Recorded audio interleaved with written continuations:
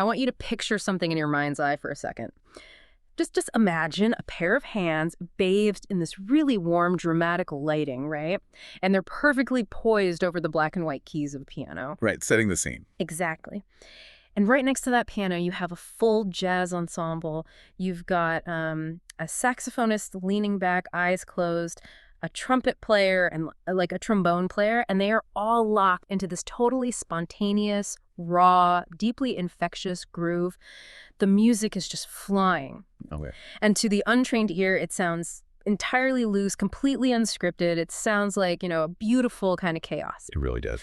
But if you take that exact same beautiful chaos and you try to put it into the brightly lit, highly regulated office of a designated safeguarding lead at a school, you don't get art. You get a lawsuit, you get a fired professional, and honestly, worst of all, you get a vulnerable child in danger. Wow. Yeah, that is a stark contrast. Okay, let's unpack this, because right out of the gate, we are looking at a massive contradiction here in our deep dive today. Jazz is, it's the definition of loose. It's improvisational. It is all about breaking the mold, right? But a DSL person, the person whose entire job is protecting children from abuse, neglect, and harm, they work in a world that demands rigid rules. It demands strict legal frameworks and just non-negotiable compliance. So the mission today, the big question is, how on earth can a leader in a high-stakes, highly sensitive environment balance that rigid compliance with the deeply human flexibility that real life actually demands? Well, what's fascinating here is that the contradiction you're pointing out, the idea that jazz is pure chaos while safeguarding is pure rules, is actually an illusion. Wait, an illusion? How so? Yeah, so we think jazz is chaotic because we only see the final performance. We only hear the spontaneity in the room. But true jazz, at its core, is built on an incredibly rigid, precise foundation. Okay, I'll follow it. It relies on strict timing, an underlying structure, and a deep, almost mathematical knowledge of musical rules. A great jazz musician doesn't ignore the framework, right? They know the framework so intimately that they can move freely within it. Ah, okay. And now, if you look at your own professional life, especially if you operate in a safeguarding or, any leadership role, Yeah. the reality of dealing with human beings is that no two situations are ever going to be identical. No two disclosures from a student are going to sound the same. No, of course not, because you never get a perfectly scripted scenario. It's not like a student walks into an office and just recites a textbook definition of what they're experiencing. They might be terrified, they might be really angry, or they might just drop a super vague hint and then start crying. Yeah, and no two students respond to trauma or stress in the exact same way. Yeah. Like one might become hyperactive, while another becomes completely withdrawn. Right. The contexts carry entirely different risks. So, if a professional tries to apply a totally rigid, scripted response to a wildly unpredictable human situation, well, they're going to fail. You cannot improvise safely without a framework, but you also cannot succeed in protecting a human being without the ability to adapt. That reframes things completely. So the question then becomes, how do those musical rules actually translate into the day-to-day architecture of safeguarding? Right. Because in music, improvisation only works because the key is known, the tempo is set, and the chord progression is deeply understood by, well, everyone on stage. Let's map that onto the very unmusical world of a school's safeguarding team. Well, the mapping is incredibly direct, actually. In the safeguarding world, your overarching child protection policies. Those are the key you are playing in. Okay, the policies are the key. Got it. Yeah. And the specific reporting procedures you follow, that's your tempo. Right. And your training, your continuous professional development, or CPD, that is your chord progression. We often view policy as a cage, But the strategic shift here is realizing that flexibility in safeguarding is not the absence of structure. It is the direct product of a strong structure. It's like driving a car, right? How so? Well, when you first learn to drive, you are rigidly thinking about every single micro step. You're sitting there thinking, hands at 10 and 2, check the rearview mirror, gently press the brake, activate the turn signal. Oh, right. Yeah, total cognitive overload. Exactly. You are following the operational policy to the letter, but you aren't a flexible driver yet. If someone slams on their brakes in front of you, you panic. Yes, absolutely. But once you have years of experience, you can navigate unpredictable, terrifying traffic in a blizzard smoothly. Why? Because you instinctively know where the brakes and the steering wheel are without even looking. The rigid structure of the car and your deeply internalized knowledge of it allows you to react instantly to the unpredictable. That's a perfect analogy. But I do want to push back on this a little bit because experience is a tricky word. Sure. If the policies are just the key, does a DSL have to rely entirely on simply having survived past crises to actually play the right notes when a new one hits? Like, are new staff just expected to fail until they get enough experience? No, no, not at all. And that gets to the absolute core of how cognitive load works in high-stress environments. Hmm. It is not just about having a long resume or, relying on past trauma to guide you. Okay. It is about deliberately internalizing the framework so deeply that your brain frees up bandwidth to deal with the nuance of the present moment. Think about a crisis for a second. Right. Adrenaline is spiking, a child is incredibly distressed, time feels like it's moving incredibly fast. If your brain is actively trying to remember which form to fill out or who to call first, your cognitive load is totally maxed out. You literally have no mental space left to actually comfort the child or notice the subtle clues in their story. You're spending all your energy just trying to find the steering wheel. Yes, exactly. So the goal of that chord progression, the continuous professional development, is not just clicking through some annual online module to tick a compliance box. Right, which we all hate doing anyway. Right. Real safeguarding CPD means scenario-based discussions with your colleagues.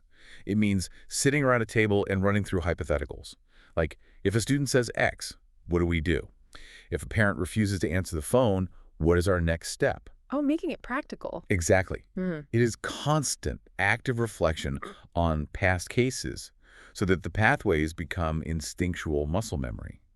When staff know the safeguarding pathways instinctively, the DSL can adapt their response to a crying, terrified student without ever losing compliance. Because it's automatic. Right. The decisions made in that chaotic moment remain perfectly aligned to safeguarding principles because the structure is living inside the professional. It's not just sitting in a binder on a dusty shelf. But if that deep internalization doesn't happen, we hit a massive trap. We hit the danger of the opposite extreme. You do. Here's where it gets really interesting, though. Let's look at what happens when someone relies entirely on the written framework and forgets the human element altogether. Because usually we think of strict rules as the ultimate safety net. We tell ourselves, if I just follow this checklist perfectly, step by step, I cannot go wrong. Well, this raises an important question about the profound difference between mechanical action and meaningful intent. Okay, unpack that a bit. If a jazz musician stares at the sheet music and follows it with absolute rigid perfection, playing every single note exactly as written, without feeling the rhythm of the room, the music loses its life. It's robotic. Exactly. It becomes clinical. The moment is missed, and the connection with the audience completely disappears. Now, apply that to a DSL. If a safeguarding system is overly rigid, it becomes procedural rather than relational. Let's loft this in a room. Let's make it visceral for the listener. A kid is sitting across from a DSL, and this student has been hesitating for weeks.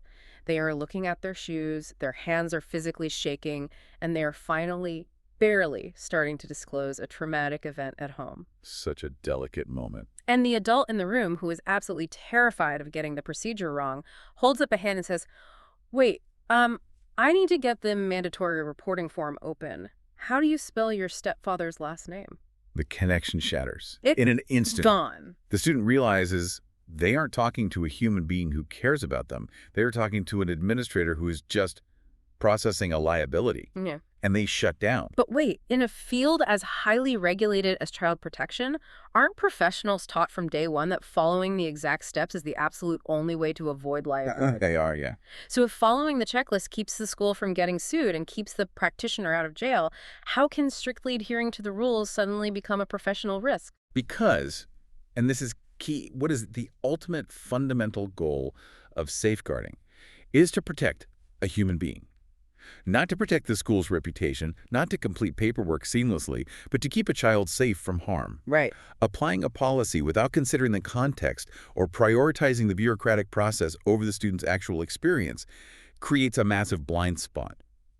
The professional risk of hyperrigidity is that it fundamentally fails to adapt to complex situations. So it actually backfires. Totally. If a student doesn't trust you, they will withhold the most critical pieces of information. They won't tell you the details you actually need to assess their risk level.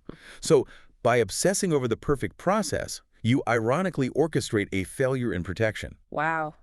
The rulebook fails to protect the child because the child refuses to engage with the rulebook. That is a really brutal paradox. It is. So if you shouldn't be staring unblinkingly at the sheet music while the student is talking, what should you be doing? How do you gather the necessary information without breaking that vital human connection? You look up. You look around. You start acting like a musician in a live ensemble. Jazz musicians don't just play their instruments in a vacuum, right? Right, they're part of the band. They are intensely, continuously listening. They listen to the subtle shifts in rhythm, they listen to the dynamic changes in the room, and most importantly, they listen to what the other musicians are doing. Yeah. For DSL, listening is the paramount skill. It is the absolute core of the job. But it's not just listening to the explicit words the student is saying. You have to listen to the unsaid. The silence between the notes. Beautifully put, yes. The tone of their voice. A sudden, sharp hesitation before answering a totally simple question about their weekend. Right. A micro-expression of fear. A change in a narrative they've told you a dozen times before. It means not rushing to fill the silence with another question from your form, but just allowing the silence to hang there so the student feels safe enough to fill it themselves. The quality of a school's safeguarding response depends almost entirely on the quality of its listening. And this listening expands way past that single office, doesn't it? Absolutely. Because safeguarding in a school is never just an individual role. You've got teachers, boarding staff, the medical team, school counselors, coaches. They all contribute to this huge ecosystem. So a DSL is not a solo performer. They are the band leader. That's right.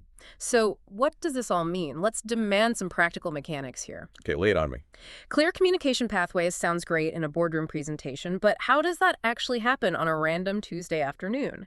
How does a band leader keep a massive, incredibly diverse staff playing in the same rhythm without micromanaging every single interaction? Yeah, that's the real challenge. Like, let's say a school nurse sees a kid with a recurring stomachache, and a math teacher notices the exact same kid's grades are slipping. How do those puzzle pieces actually connect? Well, if we connect this to the bigger picture, that requires a fundamental leadership shift. No. You cannot micromanage an ensemble of 100 staff members. You would burn out in a matter of days. Oh, easily. You have to focus on the operational impact of shared understanding. How do the nurse and the math teacher connect?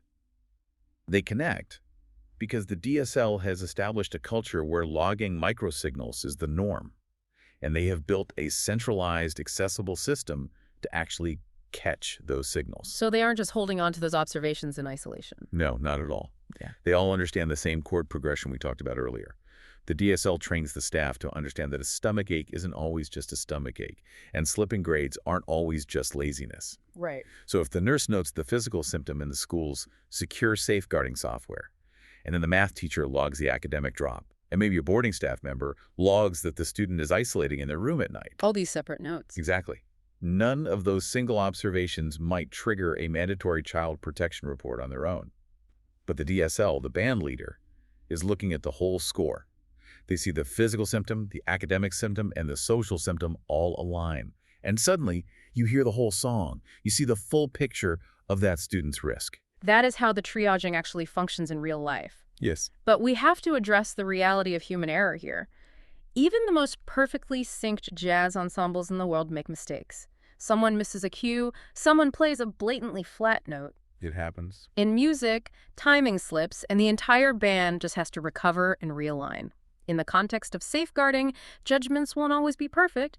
You might look at the stomachache and the grades and just make the wrong call. And that is an incredibly hard truth for leaders in high-stakes roles to accept. We demand perfection from our safeguarding systems. We absolutely demand perfection because the stakes aren't just a bad review in the local paper. Right. A missed beat in a jazz club in downtown Manhattan might ruin the vibe for the evening. A missed beat in safeguarding means a vulnerable child goes home to an abuser. It means a cry for help goes totally unanswered. Yeah. The stakes are terrifying.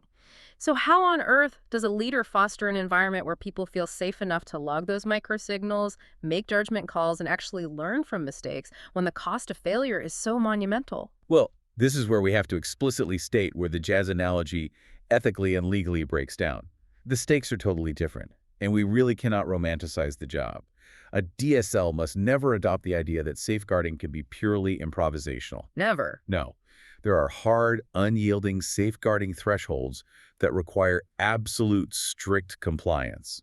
Let's define thresholds clearly for the listener. Where does the jazz stop? It stops at the legal boundaries of protection. If a student discloses physical abuse, or if there is an immediate articulable risk of significant harm, there is no improvisation. Right, you don't play around with that. You do not get creative. You do not wait to see how the rhythm plays out. You hit the threshold, and you immediately call Child Protective Services or the police. That is a non-negotiable procedure. Jazz is fundamentally about creative freedom and artistic expression. Safeguarding is fundamentally about legal responsibility and protection.